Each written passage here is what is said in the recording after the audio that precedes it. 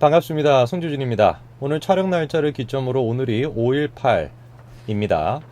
오늘 제가 이 날짜를 기념으로 해서 5.18과 관련되어 있는 제 입장을 좀 정리를 좀 해드리고, 그리고 요번 주 화요일 날 JTBC 뉴스룸에서 저와 관련돼서 기사를 하나 냈었죠. 뉴스룸에서 저와 관련돼서 다뤘던 내용은 5.18과 관련돼서 망언을 했다. 그리고 촛불과도 관련돼서도 망언을 했다. 이런 식으로 이제 표현을 했는데, 그 점에 대해서 제가 좀 반박하는 내용을 이 영상을 통해서 제가 좀 찍습니다. 자, 그러면은 JTBC 뉴스룸에서 저에 대해서 어떻게 묘사를 했냐면 이렇게 묘사를 했어요. 제가 좀 읽어드리겠습니다.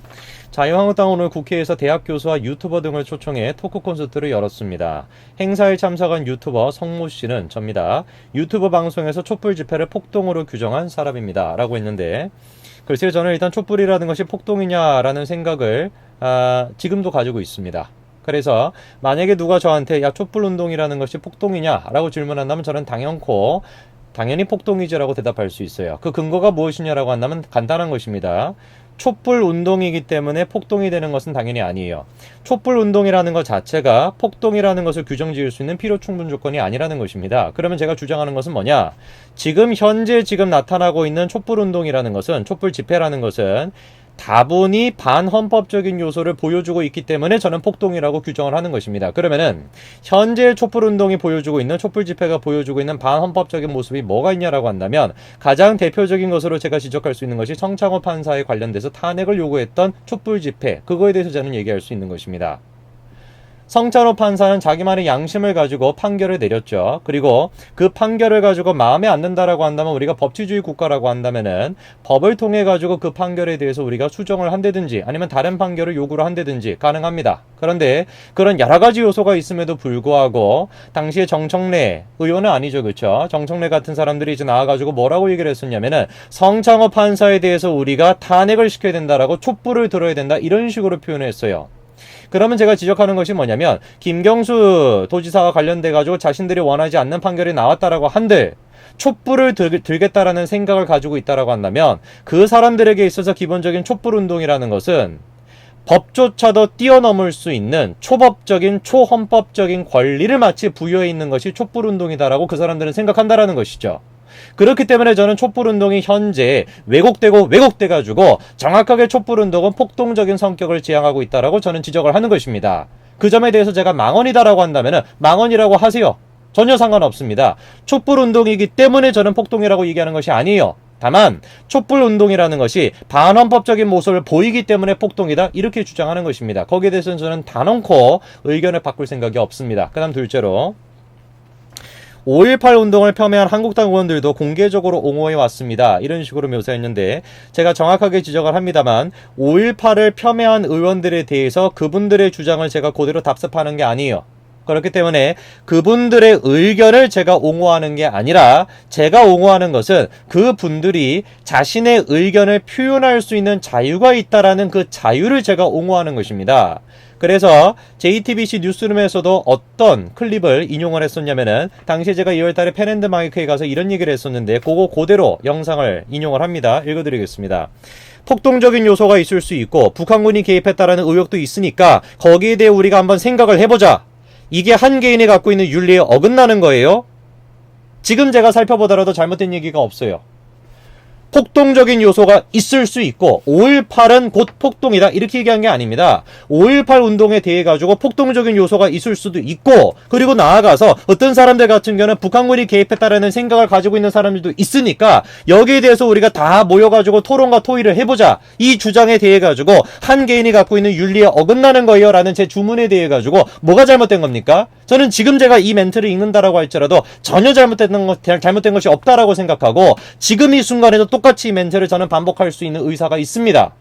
뭐가 잘못된 겁니까? 폭동이라고 생각하는 사람이 있을 수도 있는 것이고, 북한군이 개입됐다라는 생각을 하는 사람이 있을 수도 있는 것이죠. 그 자유에 대해서 우리가 어떻게 뺏을 수가 있겠습니까? 저 개인적으로는 북한군이 개입했냐, 증거가 부족하다라고 저는 생각을 해요. 그리고 5.18 민주화 운동이라는 것이 민주화적인 측면이 있었냐? 민주화적인 측면이 있었다라는 것도 인정을 합니다만, 동시에 폭동적인 요소가 있었다라는 것도 저는 생각을 해요. 그러면은 다양한 의견을 가지고 있는 사람들이 모여 있으니까 역사적인 사건에 대해서 우리가 국가가 나서가지고 해석을 단죄할 수 있냐? 전혀 단죄할 수 없다라고 저는 생각을 하는 것입니다. 만약에 국가가 나서가지고 한 역사적인 사건에 대해서 단죄하겠다라고 한다면은 그것이야말로 국가 파시즘으로 빠지게 되는 것이에요. 이거에 대해서 반박을 하는 사람들이 내세우는 근거랍시고, 내세우는 근거가 뭐가 있습니까? 야, 5.18 운동에 대해서는 국가가 나서가지고 법으로 지정해놨어. 민주화 운동을 지정을 해놨어. 이렇게 주장하는 것인데, 그거에 대해서 제가 반박하고 싶은 것은 다음과 같은 것입니다. 첫째, 국정화 교과서에 대해 가지고 왜 그 난리를 쳤습니까? 이유가 간단한 거 아니었어요?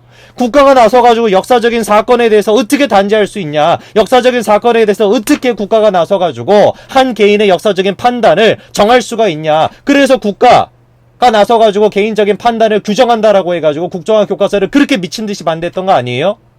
근데 지금 와서 같은 경우는 역사적인 사건에 대해 가지고 자기들 입맛에 맞는 역사적인 사건을 같은 경우는 법으로까지 정해가지고 단죄시킬 수 있다라는 생각을 하니까 얼마나 앞뒤가 안 맞는 생각입니까? 국정화 교과서 주장했을 때는 뭐라고 얘기하셨는데요? 국가가 나서가지고 역사적인 사건에 대해서 판단을 정죄하면 안 된다면서요. 지정해서는 안 된다면서요. 근데 교과서 차원도 아니고 지금은 나아가서 법을 통해 가지고 민주화인지를 규정한다고요? 말이 안 돼도 말이 안 되는 소리를 한 번만 해야죠. 그 다음에 둘째, 법이 정했다라고 한다면 그러면 다 맞는 얘기입니까? 전혀 그렇지가 않습니다. 저는 항상 주장했던 것이 뭐냐면 법치주의를 항상 주장을 하죠. 그러나 법치주의라는 것이 법만능주의가 아닙니다. 무슨 말이냐라고 한다면은 지금 정해져 있는 법이 충분히 잘못될 수 있는 여지가 있다라는 거, 그 유연성을 인정하는 것이 법치주의인 것이지, 현재 정해져 있는 법이 옳고 절대적으로 옳고 영원히 맞을 것이기 때문에 어떤 반대 의사도 표현하지 말고 무조건 따라라 라는 것은 파시즘 국가입니다. 그거는 법치주의 국가가 아니에요.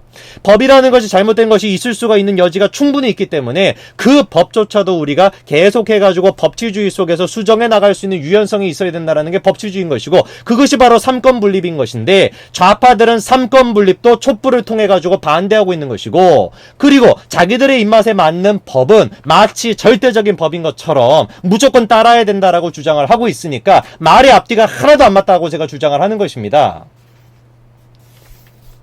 이분들이 또 반대로 내세우는 근거 세 번째가 뭐가 있냐면 독일을 예시로 많이 들어요. 독일만 예시로 들 게 아닙니다. 제가 쭉 나열을 해드릴까요? 이스라엘, 루마니아, 벨기에, 이 독일, 이 나라들 같은 경우는 나치 행위에 대해 가지고 다른 의견을 표현하는 것을 금지하고 있다, 이런 식으로 왜곡 선동합니다. 정확하게 제가 지적해 드릴까요? 지금 제가 말씀을 드렸던 독일, 이스라엘, 루마니아, 그 다음에 벨기에, 이런 나라들은 나치와 관련되어 있는 해석의 여부를, 다양성을 억제하기 위해서 이 법을 만든 것이 아닙니다. 이 사람들이, 이 국가들이 지금 만들고 있는 나치와 관련되어 있는 법은 목적은 간단한 것이에요.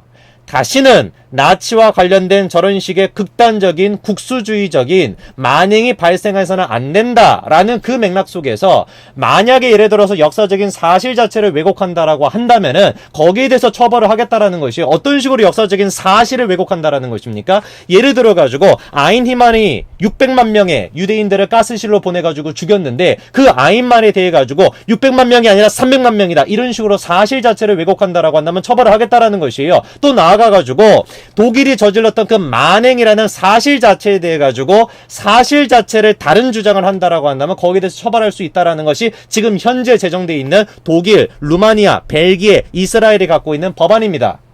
그러면 제가 지적하는 것은 뭐냐라고 한다면은, 사실 자체를, 죄송합니다, 제가 흥분해가지고, 사실 자체를 왜곡하는 것이 아니라 그 사실에 대해 있는 해석은 여러 가지가 있을 수가 있다라는 것이에요. 그 여러 가지 해석 중에서 한 가지를 주장했던 사람이 바로 그 유명한 한나 아렌트인 겁니다.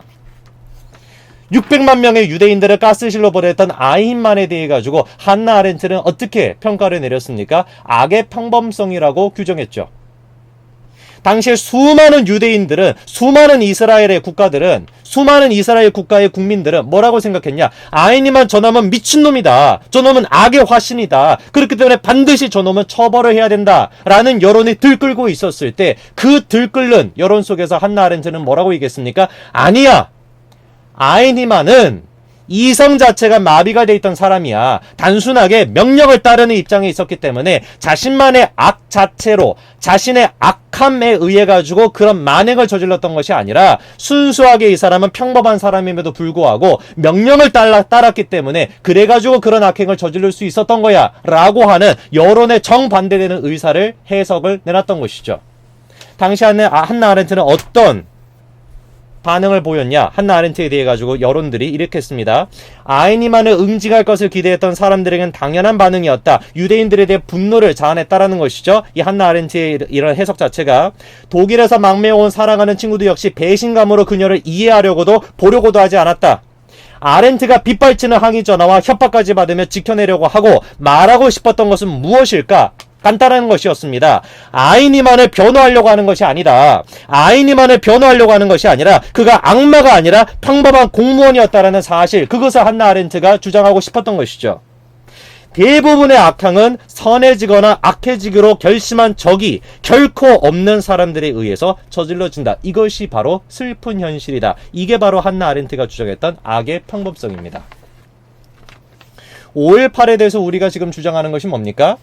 5.18에 있었던 사실 자체를 저희가 왜곡하는 것이 아니에요. 저도 마찬가지로 5.18이라고 하는 사건 자체에 대해서 왜곡하는 것이 아닙니다. 예를 들어가지고 몇 명이 죽었냐, 국민들은 몇 명이 죽었고 군인들은 몇 명을 죽였냐, 그 사실 자체에 대해서 내가 왜곡하는 것이 아닙니다. 그러면 제가 제시하는 것은 뭐냐? 한나 아렌트와 똑같은 것이에요. 5.18이라고 하는 역사적인 사건에 대해 가지고 다양한 해석이 있을 수가 있으니까 그 해석을 막지 말라는 것입니다. 독일에 지금 있는 그 법안이 한나 아렌트의 그 해석을 막는 법입니까? 왜곡을 해도 적당히 왜곡을 해야죠. 독일이 지금 가지고 있는 그 법이 한나 아렌트의 그 해석을 막는 법이었습니까? 만약에 독일의 법이 한나 아렌트의 입을 막았다라고 한다면은 지금 그 유명한 역사학자로서 그리고 또 인류학자로서 여성학자로서 한나 아렌트가 지금 우리한테 알려져 있겠습니까? 악의 평범성이라고 하는 아이리에 대한 그 해석이 지금 우리가 알 수가 있겠습니까? 전혀 알 수가 없겠죠. 독일의 법은 그런 식이 아니라는 것입니다. 그러니까 제발 좌파들한테 제가 부탁드리는 것은 독일의 법을 그런 식으로 왜곡하지 말아달라는 것입니다. 한나 아렌트는 역사적인 사실 자체에 대해서 왜곡했던 것이 아닙니다. 그럼에도 불구하고 한나 아렌트를 사랑하는 친구들조차도 그리고 수많은 유대인들에 의해 가지고 협박까지 받고 죽음까지도 불사하고서 한나 아렌트가 지키고 싶었던 가치는 무엇입니까? 자신의 신념인 것이죠. 절대적으로 내가 생각했었을 때 아인리히는 악마가 아니다. 아인리히는 평범한 인간이다. 라는 그 자신의 해석에 대해 가지고 수많은 사람들은 반대를 했었고 수많은 사람들은 항의를 했습니다만 그럼에도 불구하고 아인리히에 대해서 한나 아렌트의 입장은 굽혀지지 않았습니다. 과연 독일의 법이 한나 아렌트의 입을 막는 데 사용되었습니까? 그렇지가 않습니다. 독일의 법은 역사적인 사실 자체를 다른 사실이라고 주장한다라고 한다면 거기에 대해서 맞겠다라는 법이고 지금도 마찬가지입니다. 그러나 우리나라의 지금 법은 무엇입니까? 5.18이라고 하는 그 사건의 상징성, 그 상징성은 그 자체로 해석인 것인데 그 해석에 대해서 입도 뻥끗하지 말라는 것이에요. 그렇기 때문에 절대로 지금 현재 독일이 가지고 있는 법안과 우리나라가 지금 추구하고 있는 법안은 비교 대상 자체가 아니라는 것입니다. 현재의 촛불은 폭동입니까? 폭동이라고 생각합니다. 5.18에 대해서 다양한 해석이 있을 수 있습니까? 다양한 해석이 있을 수 있다고 저는 생각합니다. 5.18과 관련된 법안이 있음에도 불구하고 다양한 해석이 있을 수 있습니까? 다양한 해석이 있을 수 있다고 생각합니다. 왜냐? 우리나라는 법치국가이기 때문에 법만능주의 국가가 아니라 법치주의 국가이기 때문에 어떤 하나의 법이 역사적인 사건의 사실을 규정한다라고 한다면 저는 오케이 받아들일 수 있어요. 그러나 어떤 역사적인 사건의 해석에 대해 가지고 법이 나선다라고 한다면 정확하게 그게 국가 파시즘으로 빠지는 길이고 그런 주장을 하는 사람들은 국정화 교과서에 대해서도 절대로 반대해서는 안 됐어야 되는 것이고 나아가서 독일이 갖고 있는 법안을 우리나라의 법안에 비교조차도 해서는 안 된다라는 것입니다. 독일의 법안과 우리나라가 지금 추구하고 있는 법안은 완전히 다른 길이라는 것을 제가 다시 한번 말씀을 드립니다. 우리나라에서 한나 아렌트가 있었으면 어떻게 됐을까요? 우리나라에서 한나 아렌트 같은 사람이 있었으면 과연 한나 아렌트가 한나 아렌트로 남을 수 있었을까요? 저는 단언코 말씀드립니다만 없었다라고 생각합니다. 우리나라에 한나 아렌트가 있었다라고 한다면 좌파들은 법안을 만들어가지고 어떻게 네가 감히 나서가지고 아인리히에 대해 가지고 다른 해석을 내놓을 수가 있냐? 네 입을 막겠다라고 법안을 제정하겠다라는 사람들이 지금 5.18에 대해서 특별법을 만들겠다라고 주장하는 사람들입니다. 5.18을 기념해서 제가 여러 가지 제 입장을 다시 한번 정리해 드렸습니다. 오늘 여기까지 말씀드리겠습니다. 감사합니다.